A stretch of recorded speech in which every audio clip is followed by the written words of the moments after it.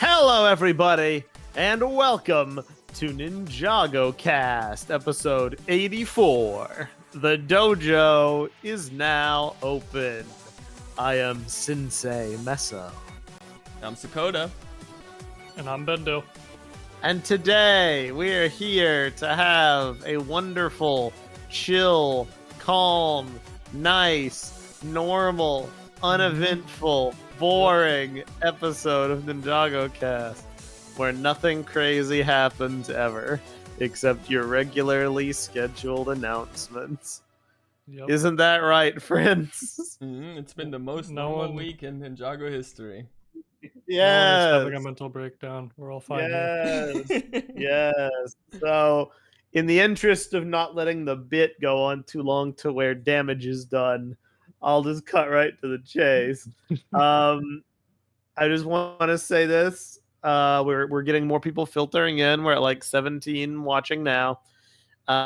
We will not be talking about Season 2, Part 2 of Dragons Rising today. I'm going to repeat that. We will not be talking about it. We have not seen it. Please, we ask, please do not spoil it for us. If there are any spoilers in the chat, we will take care of them. We will not be looking at them. And the reason is because we haven't done our reactions yet. We're doing our reactions to the part probably tomorrow. But we're not doing them now.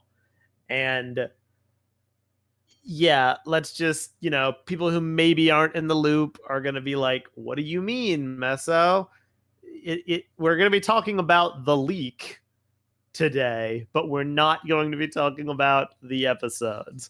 So if you want to hear a discussion about the episodes, I'm very sorry. I'm going to be totally real. We don't even know when we're going to talk about it. I know some people on YouTube are pushing it and they're doing it right now. I think we're currently airing in the direction of wait for the official release, which kind of sucks. But what are you going to do? There's really it's a no-win situation. Definitely with the reacts, we're gonna wait for the official release because otherwise it's kind of like cannibalizes that, and we don't want to do that. We're gonna have them like in the can but ready to go, basically. The question is just if we're gonna discuss before on NinjagoCast, but I don't know right now if that's like a good idea or not. Yeah, we'll have to do some more thinking about it, but the reactions definitely will not be posted until October.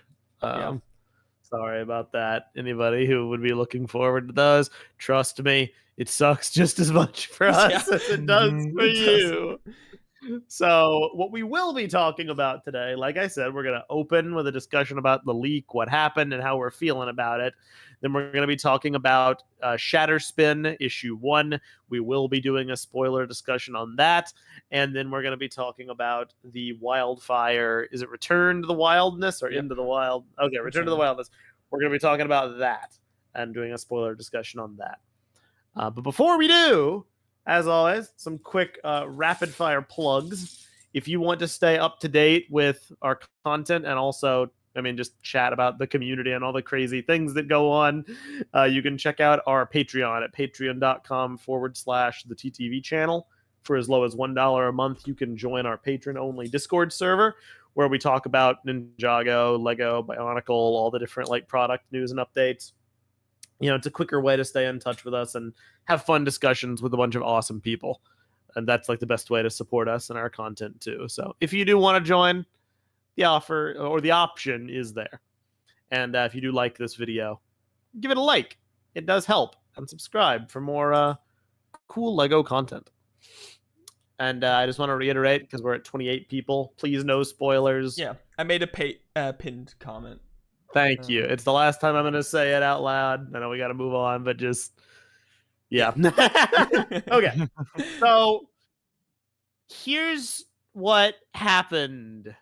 So a few days ago, I think it was the 26th, right? Or the 25th, there was a panel at San Diego Comic-Con where the staff of Dragons Rising did a whole big discussion about the season, the show, the future. They announced it had been renewed for season 3, which was cool. And they mentioned, I think, that it was actually, no, it was in the description of the trailer they released that same day, where it was like coming in October. And we were like, oh, cool, finally a release date. This is so awesome. And, the day goes on, and I think it hits midnight, and it is discovered that all of season 2, part 2, 10 entire episodes got posted on the streaming service Peacock. Yep. Like 2+ months ahead of schedule. And they remained up for a good 12 hours. And most active people in the community saw them. Yeah, which is great. I mean, of course, if something like that happens, people are gonna download it or record it fast, and then it's gonna spread like wildfire in the community and the internet. When something's out, it's never gonna go away. Yeah, fair. And Lego was, I'd say, relatively quick to take it down, I guess. I was surprised by how quick they went down. But I will say that the damage is done. You can't really undo it. It's I have a lot to say about this, but I also just want to say, unequivocally, to my understanding, I would say this is the worst Lego story-related leak in recent memory. I'm sure something crazy's happened before, that I'm just forgetting. But this is a far cry from, an episode shows up in another country 2 weeks before it comes out. This is not that. This is the entire season in high definition, high quality. Yeah, on a streaming service. It's insane. And I think it all sent us spiraling into our own kind of crazy mental state. I know you had a mental breakdown, Bindo. Yeah, I was not even ready for this season to come out at all. We can also quickly address the timing of this, which is pretty terrible because Josh's not here today. We're missing a person. We would have Josh here to discuss. Yeah, Josh is on. Wyldfyre, Virginia is about to start, and Josh is heading down there. He's already there, and some other Ninjago community people are going to be going down as well, and it's going to be a whole big to-do. And this happens right before that. So not only are we down a person, but also, Bindo, you're leaving for your own vacation. My own trip. In 2 days. Yeah, and just general busyness, amongst us all. It's just we're just struggling to find the time to even react to these episodes. Yeah, we still haven't even reacted to Dreams. Yeah, we can also warn people that Josh's not going to be on React because of this. Because he's gonna get spoiled at Brick Fair no matter what, so he won't have a chance to be. Episodes he won't have a chance to be on React this time around because of this. So that's the doubly unfortunate, triply unfortunate. And I mean that's all just the problems on our end. I can't even imagine how awful this is for the people who worked on the show, who are in Lego marketing, who are made trailers, made posters. I feel so bad for the writers because watching the San Diego Comic-Con panel as it got posted after this all happened, it's just really surreal and weird and awkward just to listen to them try so hard not to give away any spoilers and hint at all this cool stuff, sitting there knowing that everyone's already seen it, and it's just it's really not funny, but it is comic. It's comical in its horribleness. Zero Jump makes a good point. Didn't Dreams season 1 part 2 leak months before? I don't remember, but I do vaguely recall. I can believe it. Let's just say that. I think it did, but not as many people cared, so it wasn't as big of a deal. But it is a good point. It did happen. It is a especially because of how recent that was. Food for thought. Monkey Kid also like leaked early as well, but that's kind of normal for the crystallized release, for example, was also pretty terrible. Or Seabound was also very weird. Seabound didn't Seabound air like months before it was supposed to? It aired like before we had set pictures. Yeah, that's pretty bad. But I'd say that's the closest thing. But I feel like the reason why this feels so much worse is because Dragons Rising has been so good recently with like the marketing is release. There were like small mess ups where like 1 or 2 episodes released early in some countries, but like couple of days early. To be fair, we haven't had a single non-leak release of a Ninjago season in forever. But this is like the worst case of it by a long shot, like 2 whole months. This isn't even a leak. I mean, it's usually just that's like frustrating. Yeah, it's not a leak. It's like an accidental release. Yeah. So this is the part, and like there is some more information we've got on this, but like the most bizarre thing to me about all this isn't that it happened; it's where it happened. Peacock. Yeah. Why? I didn't even know it was on Peacock. Okay, so I thought this was produced by Netflix. So from what I've heard recently, and I didn't know this beforehand either on YouTube, on Twitter and stuff, people have been saying that only season 1 was Netflix like co-produced. Yeah, because in season 2 they don't have the, which is also kind of odd, but I guess. I mean, I knew that it was like on other stuff too, especially in other countries, and often like after a while. So apparently it's also on like Prime as well. Yeah. But like only season 2, not even season 1. Yeah, like season 1 is Netflix like original or whatever, and it's like specific to Netflix, but season 2 and onwards, I guess, isn't. And like, but, like they also upload it to YouTube. My question is, they did upload, at least in Germany, they did upload season 1 to YouTube too after a while. Yeah. So, yeah. So the wording on in the panel, didn't they say like we have been renewed for season 3? Yeah. Who decides that? I thought it was Lego. Netflix. I'm guessing. Lego, maybe. Yeah. I guess I would assume it's Lego. But and in that case, it's not a surprise. Yeah. They're getting renewed. Sanction Skull in the YouTube live chat says, "Did you guys react to the trailer?" That was kind of the plan for today originally. Yeah. People with a keen eye might have noticed that I changed the thumbnail and title of this episode of NinjagoCast because we announced it relatively early. Because for once, I wanted people to know when we're gonna be live. But of course, everything's going downhill whenever we try to do that. We haven't seen it, so we could speculate on the trailer, but I assume there's really not much of a point since most people listening to this have probably already seen the episode. It would be pointless content. It'd be fun for us, but like nobody else. It could be fun for us to see like what is true and what isn't, but at the other end, it's also gonna just provoke people in the chat to spoil stuff. Yeah. Sanction Skull in the chat says, so only Meso and Sakota will react to the episodes. What about Mary as well? Bindo will be there. It'll be the 3 of us.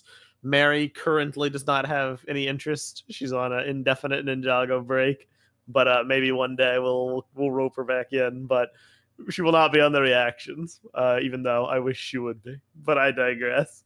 Yeah, we're gonna do those like very soon, and then we're gonna just kind of hold them close to the vest. Yeah. Which sucks, but it is what it is. Sorry, I'm terrible at pronouncing this. Sakota, do you want to try this? Which one? You'd be better. The second to last comment in the chat. I don't want to butcher this person's name. I'm not really better at that's not German or anything. But fair. That's some little cat, maybe? I don't know. That's closer than I would have gotten.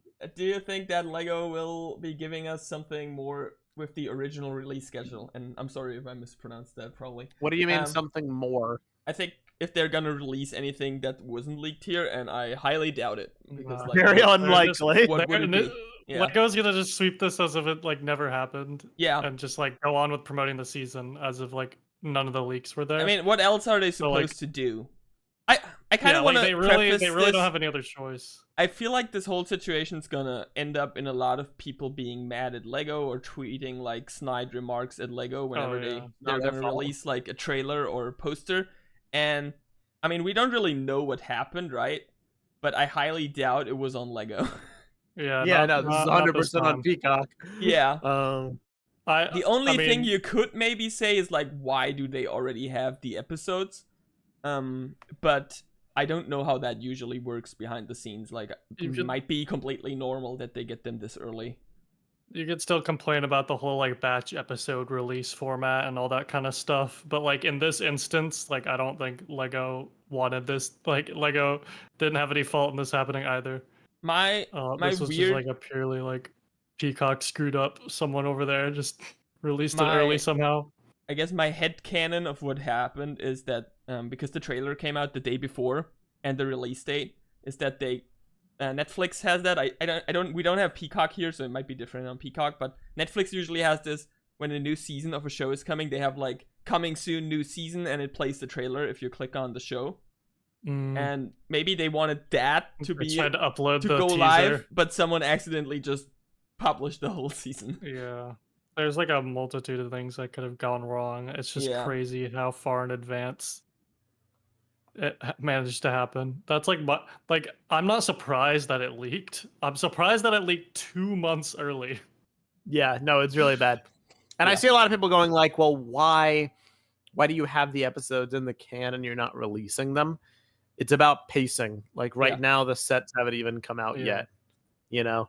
And like other stuff is going on. They just released like the Wildfire stuff this month. I think for example, it's not normal for like any production to have stuff not be done well in advance. You have to have release. it a while in advance. Yeah, like especially like there's stuff gonna go on like translation for other countries. Maybe I don't know if that would be done already, probably, but still like there's a good there are good reasons why you'd have it in the can for a while. Yeah, they don't work on it till like the last day and then publish. Like there's the whole marketing schedule you have to do after the fact and all this stuff planned well in advance. So Purple Fox says, I feel bad for Doc and Kevin, especially how active Doc is on Twitter. I doubt he can say anything about part 2 and everyone's asking him questions. I mean, this is just what like Tommy always went through, except multiplied by like a month or so. You know? I mean, we had really situations like that before with Tommy where he was like, don't ask me anything. It's not out officially yet. Yeah. It is not an enviable position to be in. And probably the way he found out, I mean, someone mentioned it in YouTube chat, Commander Midnight, in the Duckbricks video, he talked about how Devin Mack was so shocked about the early release. It's kind of like they're at Comic-Con right now, they're finding this out. It's kind of like, it really sucks that might ruin like their cool trip. That's really sad. Zero Jump, me watching an important Dragons Rising Season 2 Part 2 moment, but the black fade for a non-existent ad break happens. Is that a thing? Is the cut on Peacock like rife with fade outs? I don't know. Because that'd be even worse. I guess we'll find out soon. Yeah, I guess. Well, yeah, that's really like, I mean, I don't know. Don't try to refrain from the whole like snide replies to Lego's tweets thing, because that's just gonna get old real quick. You know, the situation sucks. It just hits the wrong people probably. Like the Lego marketing team is probably not responsible for this in any way. Yeah, exactly. And the creators of the show even less, like especially like Doc or Kevin Burke or anyone. Yeah. And I also hope that the Ninjago community can be like more civil in this and not like go on barricades, and especially like support the official release once it's out, because we've heard from Doc in the past that it's very important that people watch it on Netflix and watch it early. So yeah. If we can just keep our fingers crossed. Also, so many people are saying yes. They're so annoying. There's so many fade outs. They're placed horribly. So that's gonna be awesome. I can't wait. That reminds me of like the whole like, if you watch Monkey Kid Season 2, some rips of the episodes just have like the little ad break thing where like the final second of the intro plays in the middle of the episode. It's like really obtrusive. Oh man. Well, can't wait. That's basically all that I have to say. It's a calamity. Let's all try to weather it the best we can, and make sure to support the show. That's the most important takeaway. One more thing I kind of want to talk about is how the Ninjago community is posting spoilers a lot. Yeah, okay. Throw some people under the bus. I don't really have any names. No, I name them. I actually don't know people. All I'll say is please tag your spoilers. I don't actually know any names specifically. But yeah, I don't know. I remember like right when the leak happened, I saw I woke up and saw the leak happened because it happened while I was asleep. And I saw like people hours after the leak happened like post full on spoilers without any like markings, any like spoiler hashtags. I mean, because the leak happened unexpectedly. No one could even like mute spoiler hashtags or anything. I understand if people are excited. I get it. New season drops, a bunch of stuff happens, crazy stuff, you want to talk about it. Please just take the time, like 2 seconds, just tag it, like screenshot the text of like what you want to say, put it in like a screenshot, tag it as like a spoiler, and just like leave it at that. Like, please. Yeah. I don't want to be too much spoiled on like cool stuff. I don't want to be too much of a jerk about it, but like, I mean, I'm not as active in Ninjago Twitter, so I can speak freely. It's a really jerkish thing to do. I understand being caught up in like hype culture, but like, I mean, this is an outrageous situation. Yeah, can't give it like, I don't know, 3 days. Is it that hard? Preferably longer, because there's like, especially with it being a leak like this, there's so many people that still probably haven't seen it. There can be like a debate about what now, like how we're gonna deal. Can people really not talk about it until October? I think that's maybe a bit unreasonable, right? Yeah. But I'm just talking about like in the immediate aftermath, that's kind of crazy what happened. Yeah. And I mean, like, people in our chat are being like very nice, but like in the wider community, like, I can't even trust it. I just temporarily like blacklisted Ninjago like search terms. I have like not even gone. I've just been trying not to be on Twitter in general since then. I have Swiss Marvin. I'm honestly just happy that it leaked in English and good quality. Could at least just watch it and talk about it. Way better than if it had leaked in some weird language.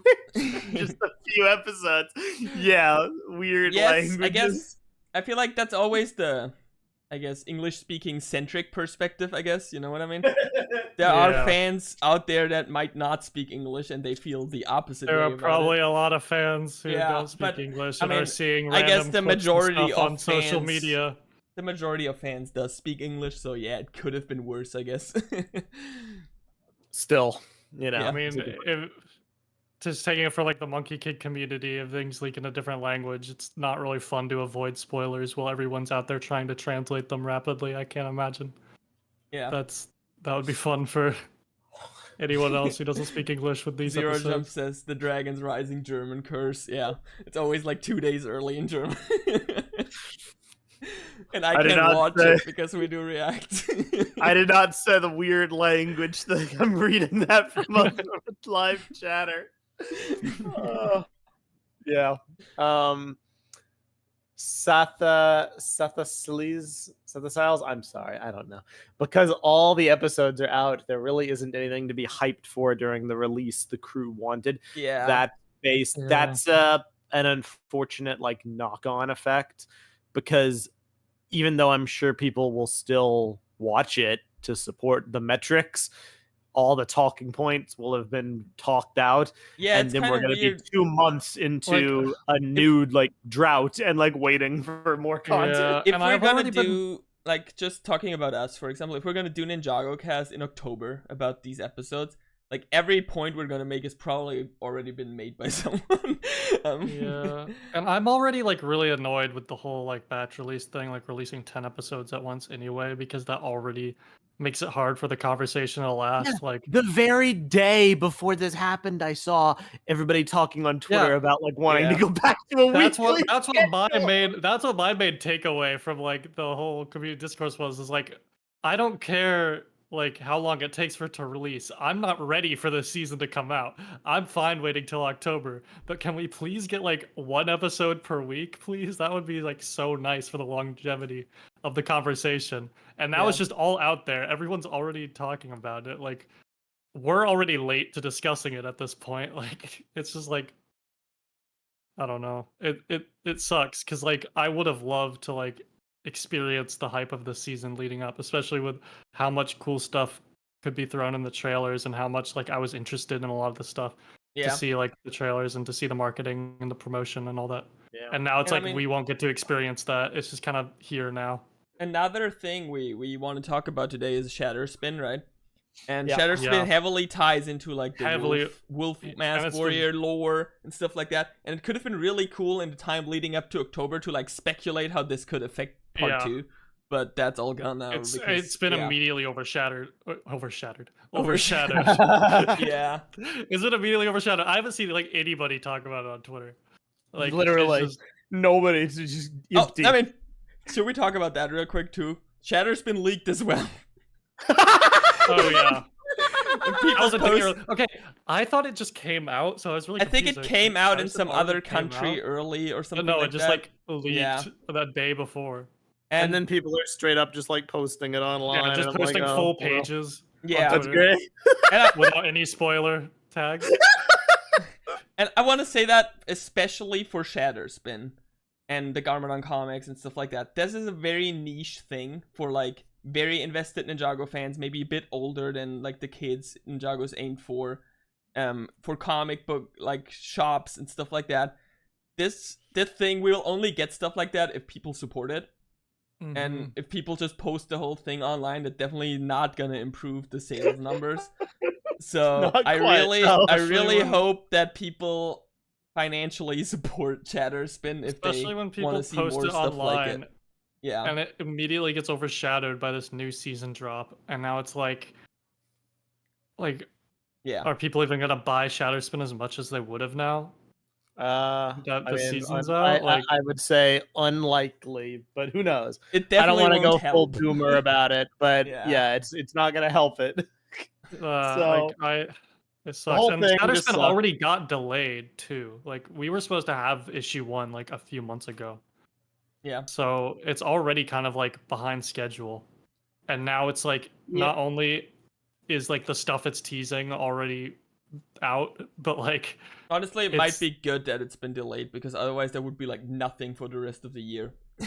Yeah, like it's nice that we at least have that to look forward to, but yeah, the whole thing sucks. And like I mean, certain people who are just like able to just watch it, like it doesn't really matter too much. I know a lot of our like complaining is very much about like, you know, a content creator perspective or a react perspective. So, you know, indulge us like 10 minutes of being I think the more important part is like how it must affect the people working on it and the people trying to market it and how it will affect the success of the season in general.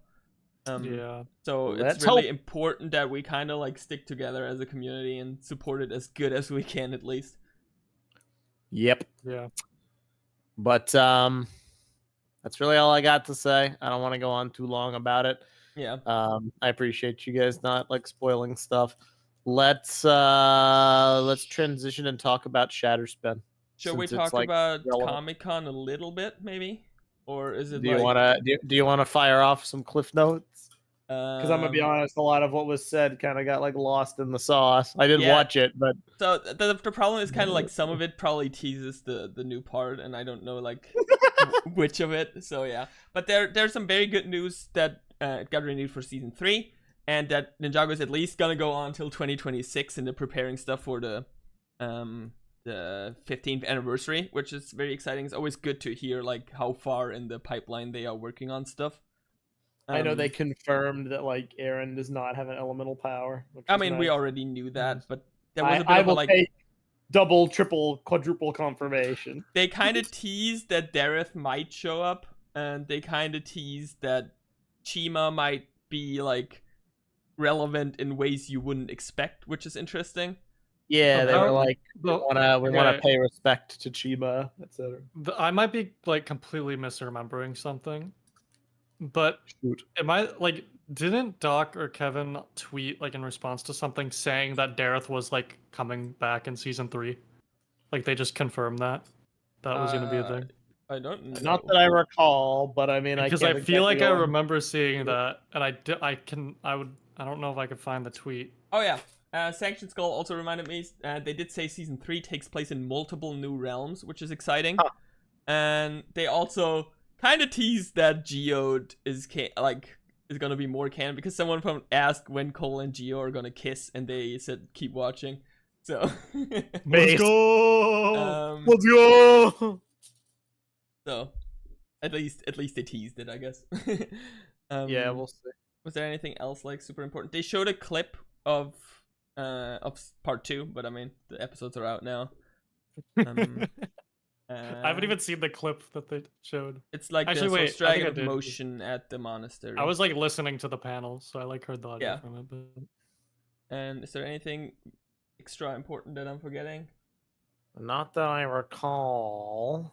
I think they also kind of like confirmed. There was a question Duckbricks asked that Dragons Rising is planned like overall long term, and they're not really doing character centric seasons, and it's more of a like an ensemble arc. And they said like because Duckbricks asked about the whole thing that Tommy once said that Ninjago has to renew itself every 2 or 3 years. The reply like kind of implied that it's not necessarily 2 or 3 years for Dragons Rising, and it might be a bit longer, but they have like an end they are working towards basically. Well, there you go. And a funny quote they said is like Dragon Rising has an ending, but Ninjago's eternal. So there's gonna be like a different era after Dragons Rising, I guess. Ninjago is eternal. Yeah. So that is everybody.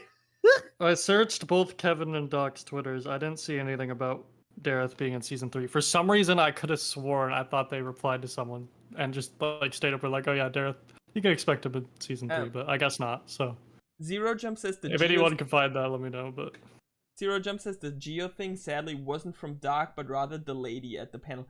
But she's a writer too, right? Did I understand that correctly? I wasn't sure because I think in the beginning of the panel they said something like when we're together in the writer's room or something like that. So I think she's also a writer. I got the impression that she at least worked on the show. Yeah. If not, I mean, like, why would she be there? You know what I'm saying? Yeah. Yeah. But they should have done like formal intros to. I mean, they kind of introduced everyone, but she was like. Hey, if I can take any scraps of Geode confirmation, I will take them. You cannot ruin. You can't take this away from me. Yeah. Yeah. I don't know. I mean, like there was a comment in our live chat from Swiss Marvin. Paying respect to Chima sounds very bad as a Chima fan. This sounds like there are going to be a few background cameos and a few mentions, but nothing more. But I still have hope. Swiss, I'm gonna give you some like real talk sensei sage wisdom here, and I mean this with great love because I want Chima to be relevant as well, just as much as you, despite my more critical nature. I think it'd be cool. But I'm just gonna like lay it on. That's all we're getting, for a few reasons. Number one being Chima is a defunct theme that is not being sold anymore. So the odds of us seeing, locations or sets or big tribes or big battles or important characters are very, very minimal. Yeah, I'd say we could maybe see a few. I'd say Eris is a pretty good bet because her voice actress voices Euphrasia. The concept of Chi we could probably see as like a resource. I could also see them use like some of the, I guess, more goofy one-note characters, like I don't know, Don de la Woosh or some of the Ravens or the Beavers. Because they don't need much setup. They're just like kind of gag characters. I would really encourage don't get hyped for anything more than that. Yeah. I know we've been pushing this like Roz from Chima thing since early on, but which was correct. The fact that Roz is from Chima is insane to me at all. So like I'll take it. Yeah. It's just we gotta keep it in perspective. The concept of what, quote unquote, from Chima means kind of evolved with the Wildness, because that means a lot more than the one island that we saw. We're going to talk about 2 other Ninjago projects today, and both of them are in the Wildness and have nothing to do with Chima, really. Yeah, exactly. So let's go ahead and get on to Shatterspin issue 1. I don't even know really where to start. Spoiler warning. I guess if you haven't read it, go buy it. Yes. Support it. We are going to be talking about it. If you're some of the pages, real quick, if you're not in the US and you want to buy it, it's on Kindle and I think some comic web pages, so you can get it digitally everywhere in the world pretty much. You don't have to wait necessarily.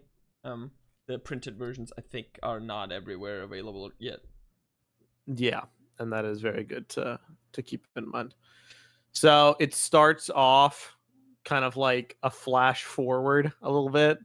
Yeah, you're probably wondering how I got here. Yeah, exactly. Garmadon's wandering through the desert and he fights a scorpion with a face that looks suspiciously like the Mask of Ultimate Power from Bionicle G2. Don't at me, it's true. And we have like chapter 1 or part 1, the Wildness. And he spares the scorpion, and then we have the flashback to Chin, which I think we discussed prior, maybe. Yeah, kind of. We saw most of that in the preview. So, do we have any like further thoughts on that? It pretty much confirms, and I think some of the publications, and I think some people pointed it out in our YouTube comments last time too, that this is like the last time he sees Chen, which we were debating. When in the Serpentine War this takes place, but it's probably like the last time he sees Chen, so after the letter.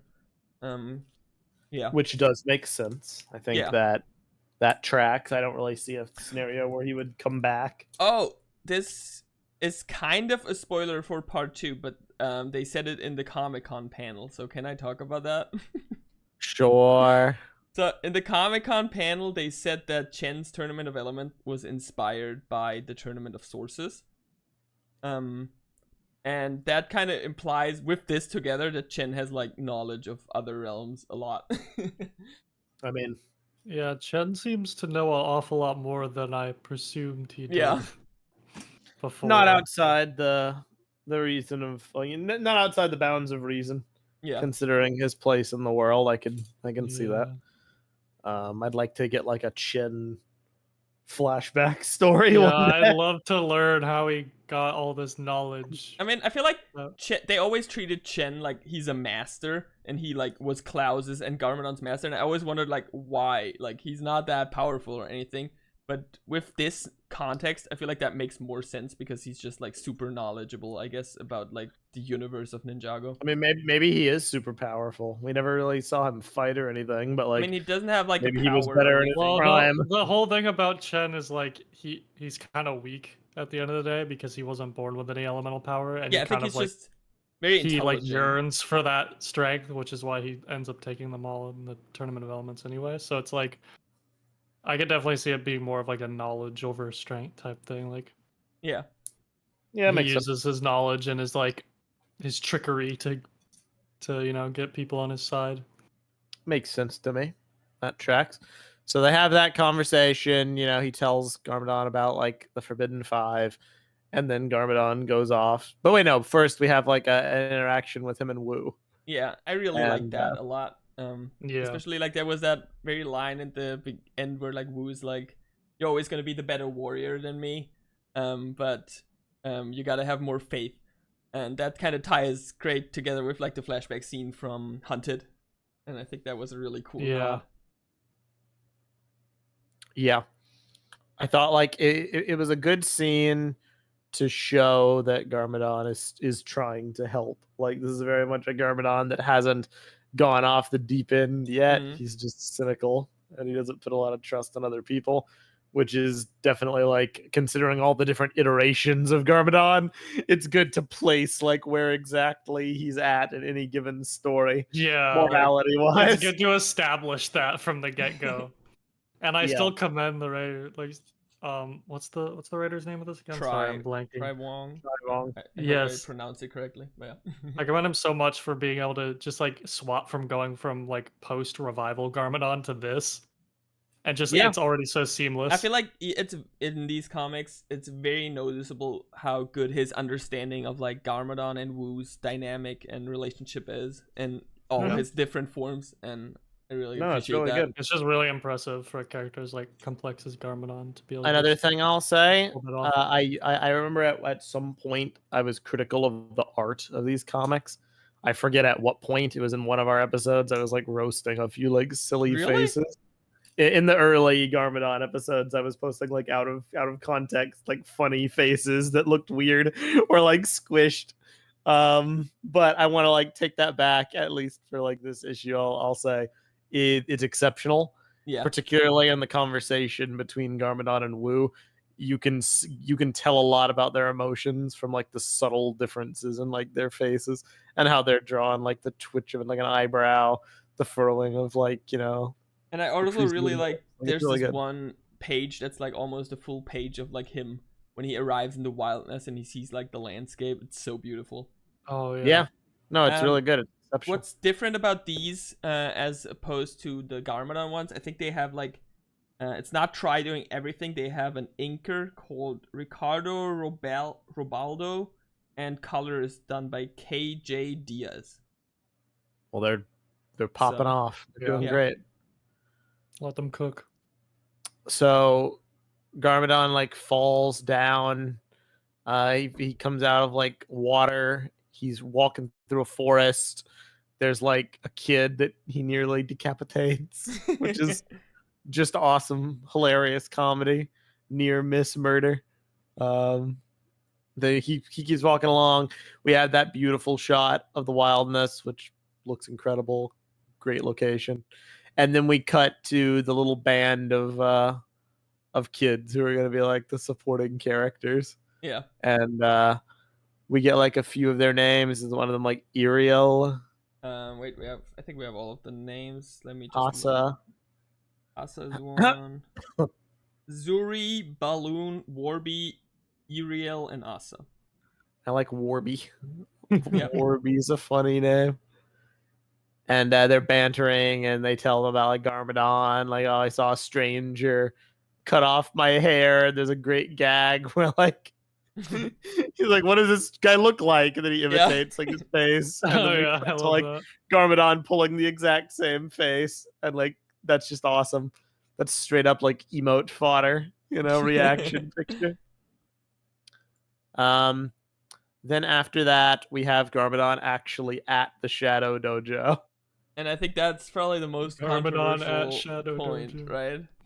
Yeah. Why is it controversial, Sakata? Because he just walks there, he talks some lines and shows the amulet thing, and the door just opens. Yeah. Anybody have an explanation for that? Because I'm coming up empty. So either it's the medallion thingy that does something, right? Or, and I feel like they kind of imply it a bit later. There's the scene where like Garmadon wakes up and wait, where is it? No, he talks to the wolf thing when there are like the visions, and I want to say the specific line. I have to find it though. He says, "Yeah, I am Lord Garmadon of Ninjago, son of the first Spinjitzu master. The blood of dragons courseth through my veins." I feel like that might be intentional, like setup to explain the door open for him because he's part dragon. Because the Shadows Dojo is sealed with the Source Dragon energy, right? Yeah. But I hope they're gonna explain it somehow. True. Yeah. I would like to, for sure. I would like for this comic to explain more than it leaves weird retconny questions. So Garmadon gets mad and he throws his weapon and he rings the gong. Oh, you know? Ahmed says in the YouTube chat, maybe it has Source Dragon energy. I assume he means the medallion. That could be the case, I guess. It's possible. Yeah. Wouldn't surprise me. Would that mean Chen somehow got Source Dragon energy? I mean, he has to know about the tournament somehow, if right? He knows about the tournament. Chen the original Roz? Maybe. Who knows? So the kids witness Garmadon being flung out of the dojo, after ringing the gong, and they name drop. They say, "May the 5 protect us." Mm-hmm. That's interesting. The Lycan King will have heard it. Yeah. So 2 things there. Some kind of reverence for the 5. I mean, they used to rule the Wildness, so I get Lycan King. Yes. Which, I mean, we'll see later. But then we see Garmadon, like, quote unquote, waking up, but it's actually just like a vision. He's surrounded by statues and a spectral, like, apparitions that start talking to him. How he's, like, undone all that we've sacrificed. He's unsealed the Shadow Dojo and rang the gong of shattering. You've condemned us to eternal oblivion. Okay, there's 2 things here where I think could be interesting. The stone statues, do you think that's the way they're going to explain how Rontu and Eagle turned to stone during the Blood Moon? Because that's still something from the season that's unexplained and that could connect to it. And there is, in the page we discussed earlier, where he, like, first sees the Wildness, you see the red moon in the sky. I'm not sure if that means it's like Blood Moon right now, or if that's just like how the moon looks when it's not Blood Moon. Yeah, it's hard to say one way or another, but yeah, wouldn't surprise me. Does the Blood Moon come around only like every thousands of years, or could it be around 40 years before? I mean, the merge might influence that anyway. I don't know. Yeah, when in doubt, blame the merge. That's what we're doing. That's how it goes. So they tell him the mallet of shattering, take it far from here. And then they get mad at him when he says he's worthy. And he, like, they start yelling at him about how there's, like, corruption. How it's going to shatter his soul. And then they start, like, attacking him. And then we get, like, this interesting vision where it's like a bunch of scenes, like, refracted against each other. Yeah, and you have to be like the history of, like, how the Forbidden 5 were imprisoned, maybe, or something like that. Yeah, there's 2 characters we don't know. Yeah, and the Gong and the Wolf Clan. Yeah. And they say, perhaps through you, our once great clan may yet live again. And then the kids find him, and then we see the Lycan King, who's a big, sick. big werewolf-looking guy, very creepy, very good design, very not Ninjago, but that's the beauty of a comic, you know? Yeah. And that's where it ends. Yeah. So, all in all, pretty neat. Yeah, I like it. Intriguing. My 2 points I hope they'll address is how he opened the Shadow Dojo. And I also, I think I told this to you, Mesa, I was a bit weirded out in the beginning by the kids because there's humans in the Wildness. I mean, it's not like that's impossible, but for me it's kind of like, are there humans in every realm? It's kind of a bit like stale, probably. I guess. But they all have the face markings, at least. I think that's kind of like what makes them unique. And it kind of makes sense because the Forbidden 5 are also from the Wildness, I assume, right? Are they human? I don't know. They look a bit different, but I guess there's just a bunch of different species in the Wildness. Yeah. More or less. I mean, that was something I think, like, I know you're mainly just, you're upset that they're humans, and it's not like that they're all animal people, but I mean, it's not that I'm upset, but it's for more like, okay, every realm has humans now. Yeah, no, I get what you mean. I know a lot of people were just kind of expecting the Wildness to have, like, a bunch of animals, and, like, that's not how it works. The Chima animals. Zero Jump says, dude, Wildfire, but she came from a spaceship. So, yeah. That doesn't really imply that there's more of her, at least, like, on the same planet. She, not to get, like, too pedantic, but she came in like a metal craft. Yeah. That we assume is a spaceship. It could be an escape pod. Yeah. You know? The book mentions it's a spaceship, but Doc said that there's no official confirmation for that. Even then, I'd still assume it's at least from another realm, if not. Yeah, we don't really know where it's from. Another planet. It's difficult to say. Maybe we'll find out one day. But yeah, just remember about, like, the animals in Chima. Like, they're a special case. all the animals in Chima are is regular animals that drank chi. Yeah. So at that point, we don't know. I mean, the Wildness could have all sorts of creatures. We don't know, but no, it's not really like a problem. It's just like a thing where I'm like, I know. Why are there so many realms with humans? I know a lot of people. It's a world building decision that just kind of like melds stuff together. Yeah, I'm mainly just addressing a general sentiment because I feel like people are still equating Chima and the Wildness when like that's not actually true. I don't know. I liked it, but I'm gonna be real. I wish they didn't show like half of it beforehand. I hope they don't do that going forward. I was worried about that when they first showed that off. I was like, because we talked about the chin stuff, talked about the woo stuff, and I'm like the rest of it wasn't really that discussion rich, but I'm sure subsequent issues will be. Yeah, there's a lot of open questions right now with like the vision. I'm pretty sure like the thing they said with he has to bring the mallet like away. That's what's gonna explain why the mallet wasn't in the dojo and how it ended up like with some traders in the merged realms, I guess. So Garmadon probably gonna take it to Ninjago or different realm or something. Yeah, probably. So yeah, I think there's some good stuff there that's gonna tie into the show. How'd you feel about it, Binda? I thought it was pretty good. I don't have like a lot to say on it personally, but like I love the art. I think that's like the standout for me. Like the art looks gorgeous. I love the page with Garmadon's vision. That's just like a standout to me. Story wise, like I guess it's all just set up for now. So I'm just kind of hoping that like all I want is like please answer more questions than you raise. Like I feel like something like this is the perfect opportunity to just like expand on lore stuff that's kind of confusing about Dragons Rising at the moment, and like give us some nice, satisfying answers while also maybe giving us some like context to Garmadon that kind of like gives us more of this version of the character in a way that's like meaningful. And isn't just like that just feels like something they threw into the lore without thinking about how it implies his actions later or informs his actions later. Meanwhile, for me, my thing is I don't really care if they answer questions. I don't really care if they make new questions. I don't want any plot holes. Don't give a single lore contradiction. That's my challenge. Don't give people like an inch to say it's not canon.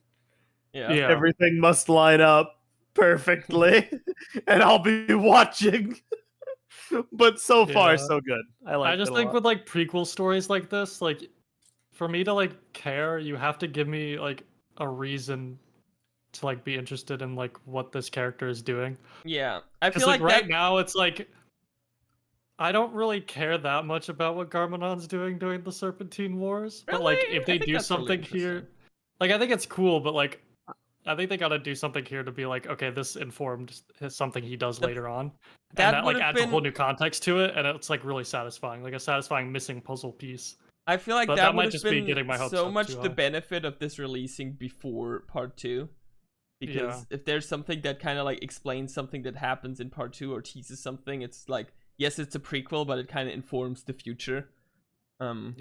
So here's my thing. Like, I feel that a lot of for years, people were saying, "Give us a Serpentine War story. Give us a Serpentine War story." I don't feel like Garmadon was what people wanted in a Serpentine War story. I feel like as fun as Garmadon is, he is very much, I would say, covered ground. I think people wanted to see like Kai and Mia's parents or Jay's mom or like literally anybody but Garmadon. I feel like people would even still want to see Garmadon, but they want to see him with like the Masters and Wu. Yeah. The thing is, like, I don't think it's a bad premise for a story at all. Like, no, definitely not. Great premise to tie, like, it's a great premise to tie a comic around. Yeah. I just like, I kind of hope it's like meaningful and more than just like, oh, this is like a cool little side story. Here's my thing. This seems meaningful because it's dealing with current stuff and it potentially has the ability to like deepen the lore, answer some questions. All these years, people have been saying how like they want to see like a Serpentine War story. I wasn't one of those people because as far as I'm concerned, we know the Serpentine War story. They fight, Chin sows discord, they find flutes, war ends. So unless the story is gonna give some lore to the flutes, I don't really see there's much of a story to tell there. So I'm actually perfectly fine with the Serpentine War being a backdrop to launch into some random offshoot thing. I'm vibing with it. You know, I just got to see where it goes. Yeah. I think this is perfectly fine. I'm really interested in that story actually, because like I hope it informs a lot of the questions we had from part 1 with the Wolf Clan especially. And the supporting cast also seems a lot of fun already in the first issue. Yeah. I agree. So, one thing I want to mention, at the very end there was like a letter thing, which they often do in these comics. And there was one line which has me a bit wondering what you guys think what that means. It says, "It's a great year to be a LEGO Ninjago comic fan, and Shatterspin #1 is only the start of a more epic adventure." Do they mean there's just going to be more issues, or do they tease that there's going to be more comics? More issues. That's what I take from that. But I mean, you know, who knows? But I would hope there's more comics. But I doubt it would be this year. You know? It wouldn't be this year. Too. And we don't even know like if it would focus on like would they do another Garmadon story after this, or would they please try something else? Try something else. Or okay, tell you what. Try something else, or do Spinjitzu Brothers 5 as a graphic novel. That would be cool. If you're not going to do it as a book, do it as a graphic novel. Or do post-merge Garmadon story. That could be cool too. Yeah. But also I'd hope that'd be in the show. Yeah. Well, you know. Who knows? Let's move on to Wildfire, I think. Yes. So, Wildfire Return to the Wildness is a multi-faceted kind of, I don't even know what to call it, content story initiative story thing released on the Lego Life app, correct? I mean, or Lego Insiders Club and Lego Life app and Lego Life magazine. Yeah. So there's kind of two discussions here about Wildfire that I want to have. Number one is the content, and number two is the delivery. And content-wise, we have a bunch of like TikTok-style videos, some animated shorts, audio logs, kind of dealing with Wildfire's grief. And that was basically it, right? There's a bunch of like social media posts and stickers on Lego Life app and stuff, but those are like the main story driving things. There's the graphic novel in the Lego Life magazine too, but yeah, it's a multifaceted thing, and you know, there's a lot of points to discuss about it. You know, is it effective? Is it not? How could it have been done better? Et cetera, et cetera, et cetera. Elephant in the room, the voice actress. It was changed. I don't know if we know who voices Wildfire here. So I looked it up on the wiki because I was hoping they might know, but they said it's uncredited. So that's really a shame. It should be credited because I will say her performance was exemplary. Yeah. Particularly in the audio notes. Yeah. She did not actually do a lot of talking, I noticed, in the animated. Short. I wonder if that's on purpose to like allow for easy access to different languages. Probably, and also because you're supposed to kind of interweave them. Yeah. You know, because the audio logs segue pretty clearly into each one of the shorts, and she does all the talking in the audio logs. So I get it. It's not a complaint. But I mean, she did a great job. It was incredible. Especially the audio logs are really good. I felt that emotion. I think a lot of people wish that it was the same actress just for continuity's sake, because we're already connected and we watch her in the actual show.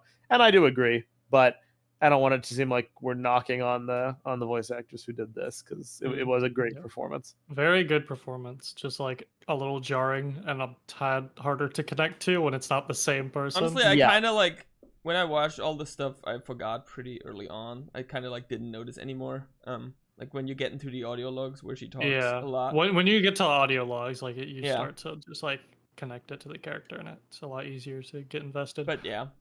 The emotional beats of the audio logs specifically were really good. Yeah. It's basically dealing with Wildfire's feelings of kind of listlessness. She's just kind of drifting.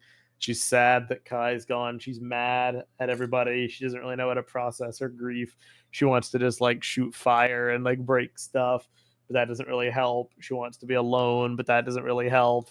So Heatwave takes her to the Wildness, where there's like a dragon reunion family event going on. And she's like, I don't want to be part of that. So she just goes into a cave and she runs into like baby dragons and has to help them get out of the cave and get back to safety. And that's basically it. And through, helping them and, looking out for them, she kind of realizes that there's like still something worth like going on for. And she resolves to be the new red ninja. And she also kind of learns like how much she learned in the training, and that she now feels like ready to train herself and use what she learned. Yeah. So I would say all of that is good. The theme of this whole project was them wanting to tackle like grief. They said it in the round table, and they worked with like child psychologists to construct a story that kind of could hopefully help kids like process their emotions in a better way. And I still maintain, I think that's a really good goal to do. I think that Ninjago, traditionally, they have a very spotty dynamic when it comes to death. I know we've had lots of conversations over the years about that on this channel, on TTV, on Bindo's live streams. We talk about it like death. It's all that Ninjago and death. And I think like it's not so much that people just want the entire cast to die. It's that death gives opportunities to kind of reshuffle the board, to change character dynamics, to change the status quo, and to put characters through arcs that can only come when someone else is no longer around. This is an example of one of those arcs that can happen when a character is gone. And it's something that we haven't really seen before because no characters are gone. The closest I would say would be when Lloyd thought that the ninja were dead and hunted, and him and Nia had to like carry on. Or when Zane died, or... We got that for like one episode. No, I mean, then with Lloyd, we didn't really get a lot of focus. The ninja thought Zane was dead for like 2, though. Then they got like a hint. I mean, even now, I'd argue with Dragons Rising, I'd argue Lloyd like believing Wu is missing, because like this whole thing is like not even really a case of like death per se. It's like Kai is missing, and that's how Wildfire always says it. Like Kai is missing, he's gone. He's in the nether space. Yeah, I feel like Lloyd and Dragons Rising here, like Lloyd and Dragons Rising is like with Wu is also kind of a similar thing, but obviously they don't dive as deep into that aspect of it because it's more about Lloyd coming to terms with being a mentor to his new students. Which is still good. I feel like that also kind of counts. It does count. It does. It's important to point that out. But I thought this was very well handled in that regard. And like, I think they deserve some props for trying. But it didn't really work for me. Really? Personally. And I think it's entirely the format. I hoped I wouldn't have this reaction because I saw this going around before it came out, and I was like, let's just give it the benefit of the doubt. Let's just wait and see. There should have been in the show. It should have been. I mean, I don't know. I don't. Maybe it's the different voice actress, but I don't think it is. I think it's the format of audio logs, because just sitting there listening to like this audio performance, which is very good, a very talented voice actress. I'm gonna be honest, it was a little too heavy-handed. I felt a little bit like there was some cringe. There was some like residual cringe at how like I would say try hard it was. And I feel like a more nuanced thing with different characters and like a soundtrack, maybe would have helped sell that. Some facial expressions, some visual stuff going on. I don't know. Okay, personally, I think it's more okay.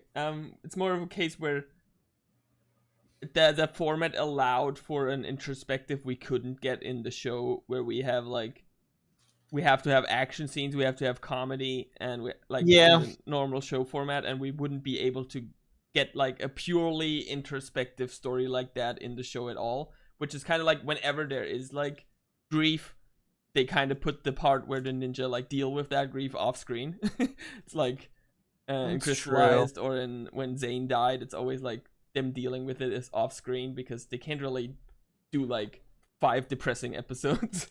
And that's a good point. It was like 20 minutes straight of like grief processing. Yeah, pretty much. So it was a full episode.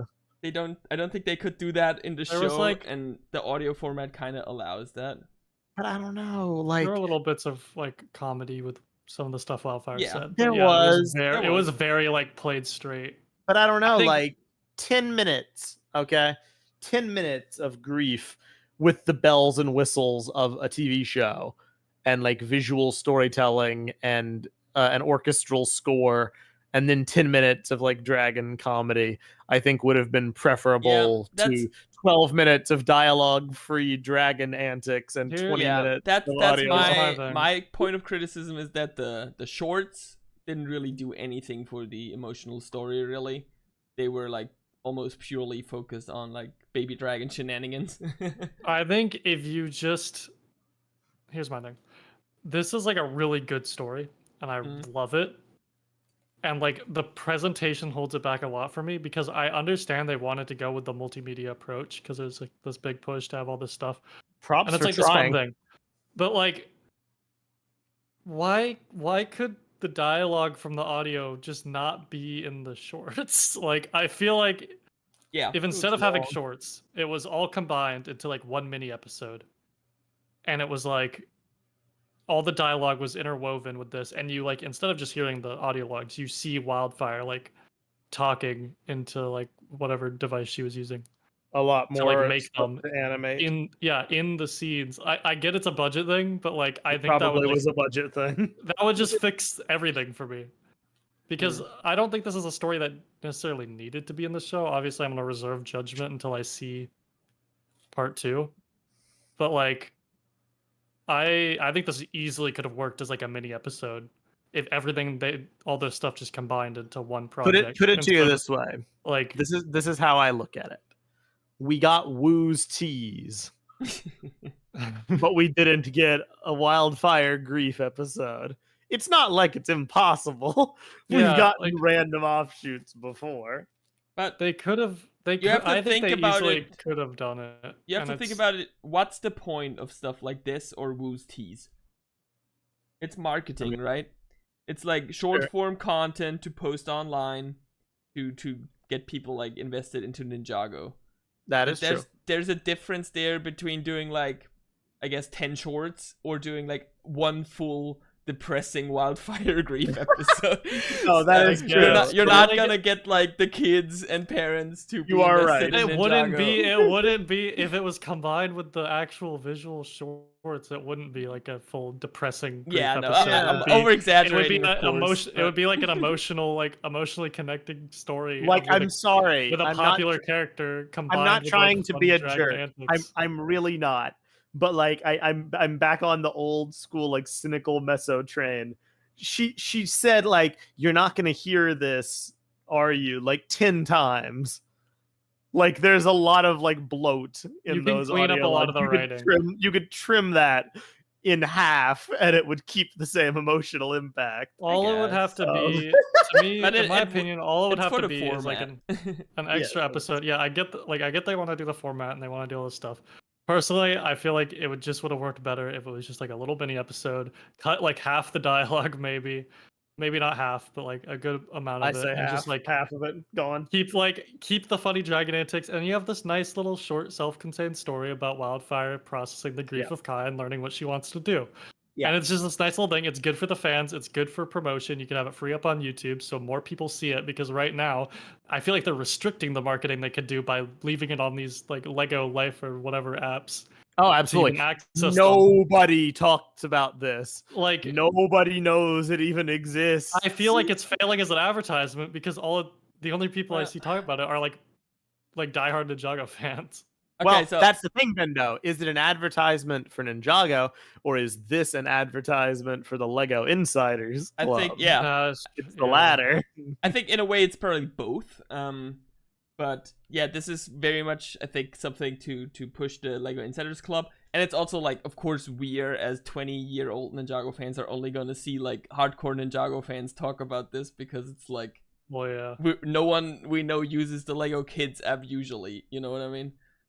Like, it's just, but it's such like a thing. Like, I don't see a lot of kids like going to this and just like experiencing all this stuff and like doing it in the right order and like going out of their way to do it. It's just like, I don't know. Listeners, we have 30 people here. I'm starting a poll. I just want to do like a quick like sentiment gauge. Did you like the Wildfire miniseries? I did. It was cool, it was bad, or it was okay. Go ahead and vote. I'm curious. For me, it's in the okay camp. I did not think it was bad, but yeah, I think it was, for me, it cool, not perfect, but I think it's good that it exists. Definitely. I respect them trying new things. It just bothers me because I feel like if they just went with a simpler approach, this could have been really effective. And to me, it just misses the mark because of I felt bad. Way they made it. I felt bad because I was like, I almost felt disrespectful to the voice actress who's like really giving it her all in like this emotional performance, but I was just like kind of cracking up at parts of it. I'm sorry, maybe I'm just a jerk, but like I think it's the difference between like watching a movie and watching like a Broadway stage play. Sometimes there's an element of like camp or like cheese that comes from people needing to act to really like, and some people find that endearing. I do. I like stage plays. I've seen my fair share of like musicals and plays, so I'm not saying it's bad per se, but like the emotions are very like exaggerated, and I feel like we're used to it being a bit different because we're used to just watching without the actual like facial expressions and animations of the character to help convey it. The voice actress really has to go out of her way to like make the performance, like make sure you know what Wildfire is feeling in that, or feeling. And I want to stress, visual. She does a good job. Yeah, she does a good job, but it's just the medium of it just holds it back. Like, I don't really see the point in going out of your way to tell a super emotional, character-driven story with no visual aid whatsoever. And it's not even like it's like an audiobook where they give any... I feel like I've seen some pretty good audio dramas in my day. Yeah, but they're typically standalone. Like there was a really good Halo audio drama called Hunt the Truth that had absolutely nothing to do with any of the games. It was a standalone thing, and it was great. It can be done, but I guess it's just for this type of thing. I don't really see like I like it and I enjoyed it. But it's not anything I'm ever going to revisit because of I think the audio format is like, I don't know, maybe it's like a fundamentally different perspective on how you guys look at it. But I think the audio format is what kind of made this all possible in the first place. Like, if you have animation and outside perspective, you wouldn't even like get that kind of like, the character wouldn't just talk into the camera like, hey, would you want it to be like just the same thing, but she's recording herself with video? So not even just video, just like audio, just like so. There is an Dakota. I feel like you're gonna roll your eyes at this. Okay. In Agents of S.H.I.E.L.D., there's an episode, you might remember it, in season 3 that focuses entirely on one character as she's like trapped in a place for a while. She's trapped on like an alien planet, and she's leaving voicemail messages for one of the other characters back home on Earth, even though he might never see them again. Yeah, obviously Wildfire isn't trapped, so it's not a 1-to-1, but that. Yeah, and there's a point in the episode where she's not alone anymore, but that happens around the 24-minute mark. So cut that and be like, okay. Something like that. They want it just to have visuals on top, basically. And the dragon subplot. I mean, half of it's animated already, so yeah, let's do like 10 minutes of that. I just feel like there's a lot there, and when you don't have music and you don't have facial animation, it's like there's a part missing. I see Zero's up in the chat. What I was trying to say, okay. He's right. Mindo Bricks hates every book, confirmed. Mindo Bricks reading Lord of the Rings. CCC, there's no visuals. What I meant to point out, right, is if I love that they're dragging you when I'm right there with you. It's funny because, okay, first off, I'm writing a book. Boo, no visuals. Read Ninjago recrystallized when it comes out. Second off, no, okay, this is what I'm saying, because my problem isn't that it's like there's no visuals, because I was about to say, like, if it was an audio book, that would be cool, because then I could like gauge what's happening and all that kind of stuff, and you can kind of gauge what's happening because she describes it to you and you hear sound effects and stuff. But it's just awkward when it's just one character speaking into like a microphone, and that's all there is, and I'm kind of just staring at my screen with like a little waveform. That's how audiobooks usually work. There's just one person speaking. Well, okay. Right. But there's also like text that describes things, and it's in a novel format, and there's it depends on the book. Some books are written out of like a character perspective. It's also the format of this entire thing being predicated on voice messages to someone in the nether space. Because she constantly keeps needing to like reaffirm how like she's never gonna see the video.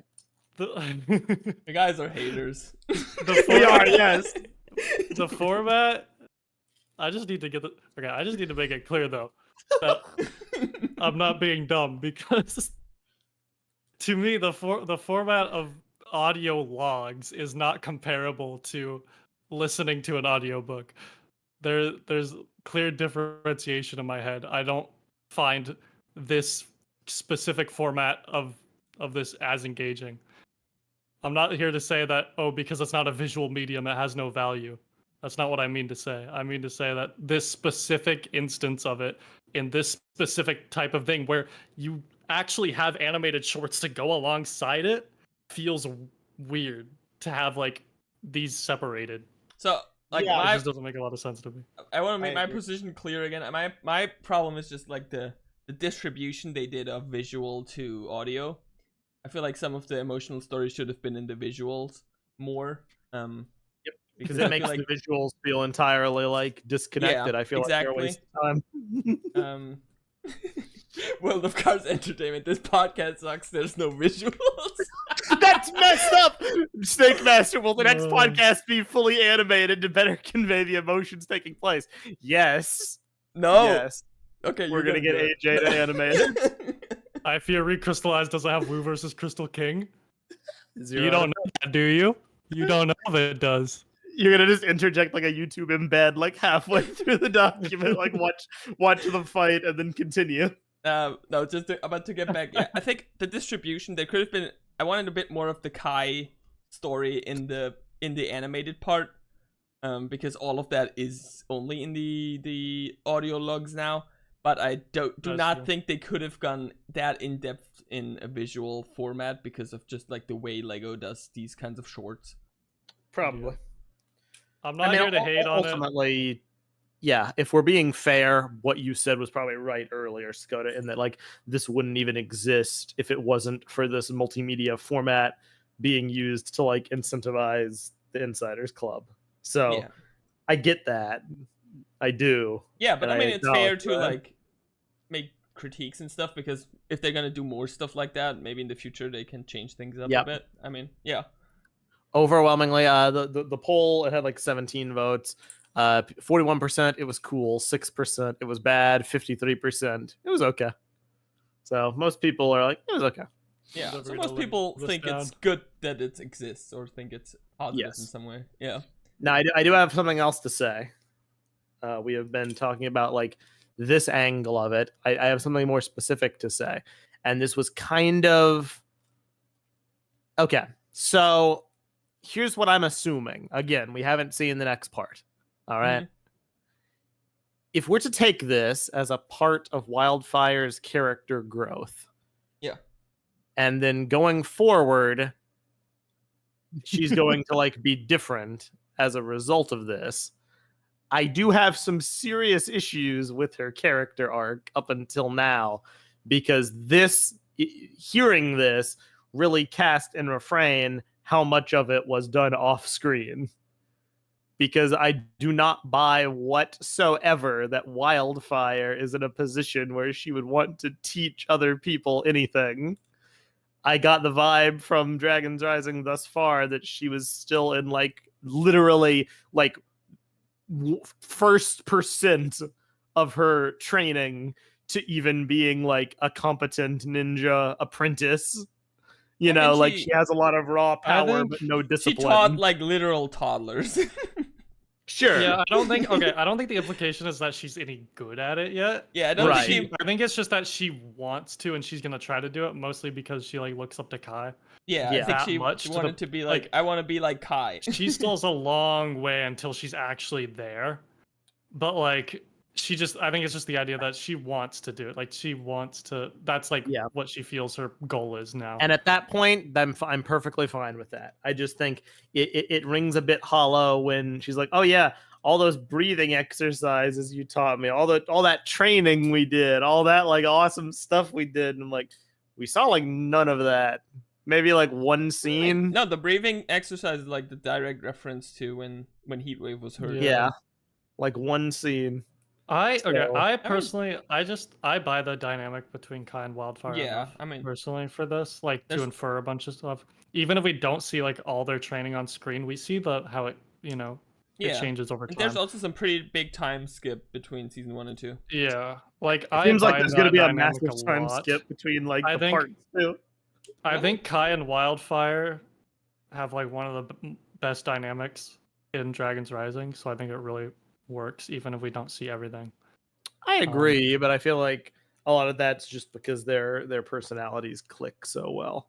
Yeah. I don't know that like I don't know. I think as long as in the show it shows that she still has a clear like journey to get where she wants to be. Yeah, then I'm fine with that. That's all I want. Yeah. I don't want her to come in and in part 2 she has it all together and she's like great now and it's like perfect. I got it. Give us a story about Wildfire that like helps us like show that she has more growth to go, but she has a clear goal in mind now. Something interesting we haven't really talked about yet is like her conclusion at the end where she's like, I want to be the next Red Ninja. And I wonder if that's like the long-term goal for her character. Like she's going to replace Kai in a way. Well, I mean, I guess we'll see. I guess it would depend on if Kai's back or not. Yeah. But even like if we say like long term, all of the ninja move out of the picture if she's gonna be like the fire ninja character. I mean, that's kind of who else is it gonna be? Yeah. So that's really more or less all I had to say. I feel like I was mean a little bit of like old school hater Meso returns, but I didn't hate it. It was neat enough, and I do give them props for experimenting with different format options. It's just, as a fan in the community, it definitely feels kind of like a waste when I don't see it getting much buzz. I'm like, well, it would have gotten buzz if it wasn't in this format, but if it wasn't in this format, it wouldn't exist. So it's this weird like catch-22. I'm never living down my previous comments. Dude, that was so funny. When you release the book, I'm already seeing all the comments. No visuals. You release recrystallized and there's no visuals. You just have to run crystallized in the background or like chop up scenes. Easy. Yep. Yeah, totally easy. One last thing I wanted to mention is the little social media videos. We haven't really talked about those.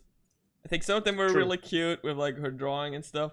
I thought it was very funny that her new hairstyle is from like just like an Instagram filter. That was pretty cool. Very funny. That's a fun little added on media thing that I think actually benefits this. I agree. Whereas the audio and visual like shorts I think could have been combined and would have made them both stronger. Yeah. very interesting stuff, all in all. But that's basically all I have. NinjagoCast, the animated series win. Oh, hi, Space Runner. You're coming in right as we're like about to end.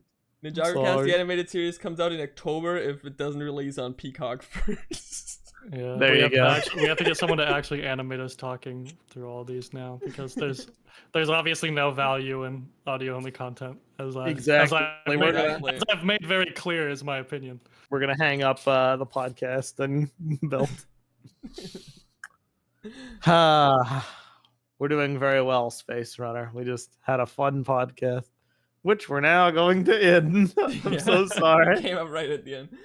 You can check it on the replay. It was a fun time. It's basically all though. Thank you guys for listening to our NinjagoCast tonight, and thank you very much for being a kind audience and not spoiling stuff. I do very much appreciate it. It was very kind of you. We are gonna go probably react to some episodes tonight, right? Yeah. At least a few. Yeah. I'm down to go. Right, Ben? Are you down, Ben? Okay. That works. I'll have to get set up, but hopefully it doesn't take too long. Yeah. And then we will see you guys soon-ish, maybe. We were going to do another like building stream, but I don't know if that'll work out before Brickfair. And as for NinjagoCast, undecided whether or not we're going to talk about this before the official release. It's a hard decision. I feel like there's pros and cons to both. Yeah. Maybe let us know what you get, but probably most people were going to say they want to see the discussion early, but yeah. From a listener perspective, I'm kind of worried. Sure I'm mostly just worried about if the thing will get taken down, but I guess if we're especially if we show pictures in the...